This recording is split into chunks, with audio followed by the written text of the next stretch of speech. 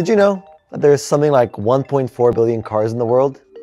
That's about one car for every 6 people. Cars, not only a way to get around, but also a marvel of engineering. Thousands of parts, crafted in factories all over the world, each designed to interconnect and assemble into a single product. Cars, like this one, are just one example of something made possible by something we call supply chains. These supply chains are the assembly line that creates and delivers the products that you and I, the consumers, want to buy. A vast, interconnected network of production that turns raw materials from all over the world into finished products and delivers them to you. The upside? We get cool stuff like this phone. The downside? If even one of those thousands of pieces is missing or late, well, you don't really have anything, do you? It wasn't always this complicated though. Back in the day, you'd hammer together some boards, hitch it to a horse, and with a little elbow grease, you had yourself a ride. Until around 100 years ago, something rolled into the scene that changed the game.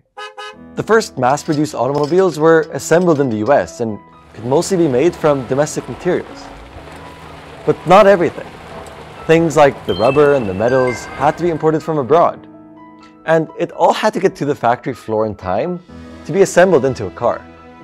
Over time, cars got more elaborate, luxurious, safe. Engineers added things like microchips, which are complex products themselves, requiring their own production processes. Eventually, we got the supply chain down to science. People wanted more, and so producers put out more and refined production to get them out quicker and quicker. Suppliers timed things out so that goods would get to the factory just when they were needed. And it wasn't just cars, even the screen you're watching me on right now was sourced from multiple countries.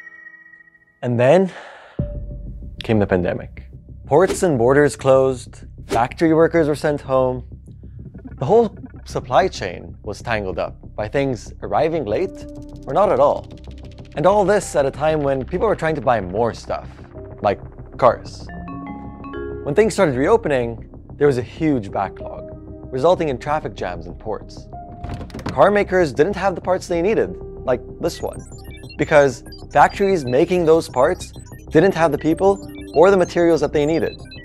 And things still aren't back where they were before, which has led some people to question the effectiveness of the whole global production system, and whether the supply chain has just become too complicated.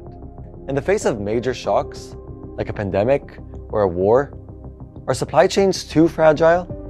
And if they are, what can we do about it? Some people have called for reshoring, that is, moving production back home. But research doesn't show that it would improve resilience. It's basically like putting all your eggs in one basket. So, what am I driving at here? Well, to get where we're going, we need one another.